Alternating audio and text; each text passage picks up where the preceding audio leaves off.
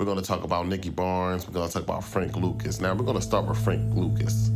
When you think about Frank Lucas, you may think of the person that you see on American Gangster, which is not true. That is not him at all. That's a whole nother person. It's like night and day. Like, I don't know what character was that. It definitely wasn't Frank Lucas. But of course, Frank Lucas tells the story. He tells the story as he starts off as Bumpy Johnson's driver. His wife did come out after the movie to confirm that Frank Lucas and Bumpy Johnson didn't have any type of relationship. They wasn't really close. Frank Lucas never been over their home. Frank Lucas never killed nobody. Well, he never killed nobody for Bumpy Johnson. He probably just shined his shoes and held a coat. That's the words from the wife. The character on American Gangster, he come off as very disciplined and calm, cool, and collective, which Frank Lucas was never that. That wasn't Frank Lucas. Now, Frank Lucas was a hustler that just got lucky. He wasn't a man, his cousin was a man. His cousin had the Vietnam Connect.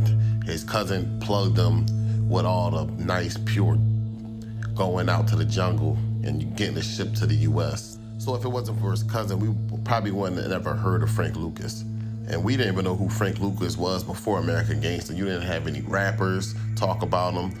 He didn't really get that much press until that movie came. So he got himself inside the spotlight. He ran his mouth. He rewrote history.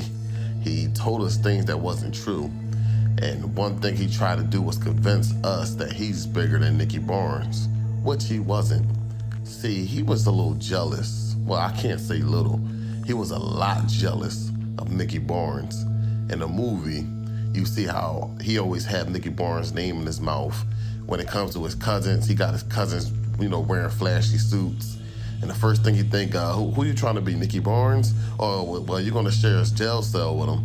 And that was hating.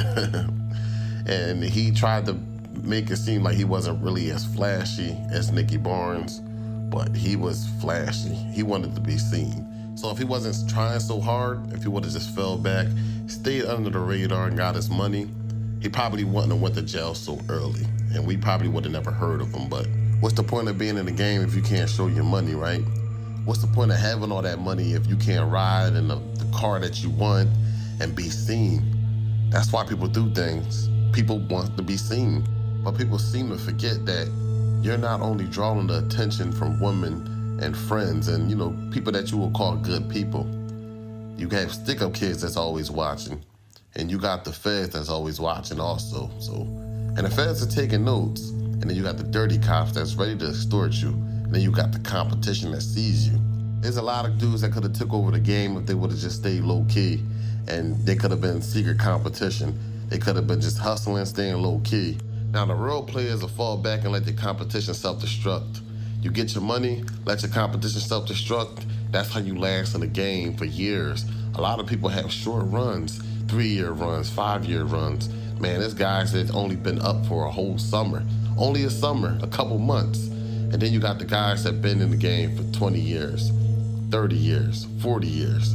You got the guys that stayed under the radar.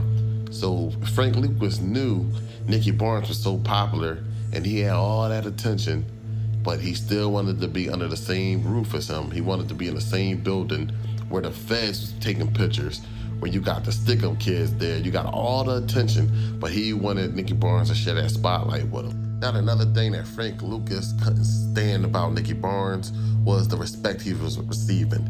Frank Lucas could not receive the same amount of respect, especially from the Italians. Now, Nicky Barnes did time with the Italians. He did time with Crazy Joe Gallo. He was from the Profaxi family / Colombo family. Now, Joe Gallo, he actually showed Nicky Barnes how to run this organization like the Italian mob. Like, he needed structure. They needed different ranks. So when Nicky Barnes touched down, he created the consul. Now, the consul was sort of like the commission. That was the smartest thing he could ever do. And he did maintain those connections with Crazy Joe Gallo. And then he had connections with Matty Madonna. Matty Madonna was his plug and sort of like his key to New York. So he was operating in the 5 boroughs. So that was the difference between Nicky Barnes and Frank Lucas. Frank Lucas was only hustling out in Harlem. So how dare you sit there and try to convince people that you was bigger than Nicky Barnes? Matty Madonna was his key to New York. Like, he had all types of sources.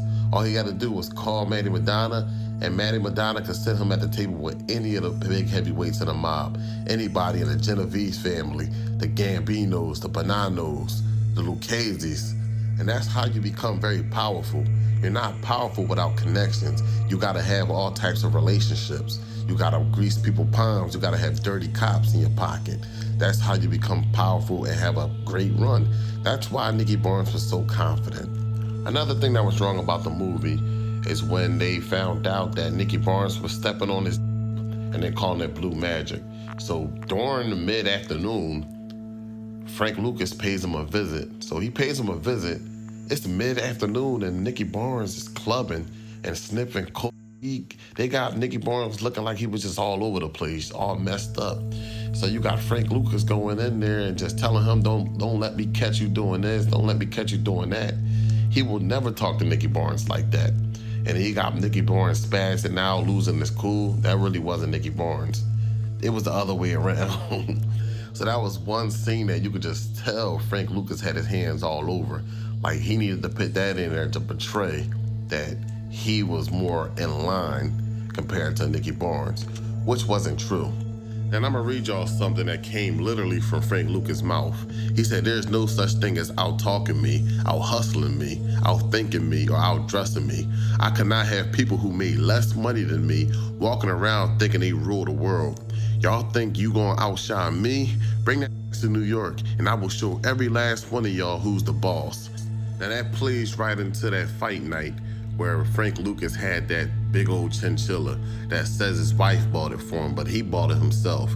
And he was trying to outdo every hustler there. He had the big old matching chinchilla hat, and he paid like over $100,000 for that outfit.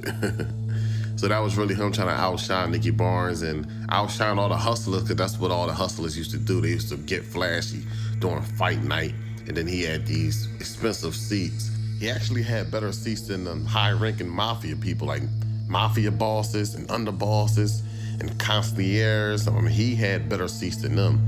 So that's when the feds knew that Frank Lucas was a big deal. But he was just in the building just trying too hard. And that's when the cops started taxing him. A lot of people started taxing him. That's the attention he wanted. And he wasn't really protected as Nicky Barnes, and he just tried to use Nicky Barnes' resources, but Nicky Barnes wasn't rocking with him like that. He didn't even trust him. Like while Nicky Barnes was doing this time, Nicky Barnes would be approached by correctional officers, and they would tell Nicky Barnes that Frank Lucas is talking, like they're talking to law enforcement about your moves, like he got your name in his mouth. So that's just the type of stuff that Frank Lucas used to do. And Frank Lucas, there was a rumor that Frank Lucas put $1 million on Nicky Barnes' head when he heard he was snitching. And you know, when it comes to snitching, he always say, "Oh, I ain't snitching on nobody. I ain't testifying on nobody. The only people I snitched on was people from the law enforcement, people that was dirty taking my money." That's all Frank Lucas used to say. He justified it, but snitching is snitching. Now, there's one scene that always cracks me up in American Gangster. Every time I watch it, is when he takes that chinchilla off and burns it. He didn't burn that. He bought that $100,000 outfit. He wore it. He got the attention he wanted. He went home and probably hung that in the closet. He didn't burn that.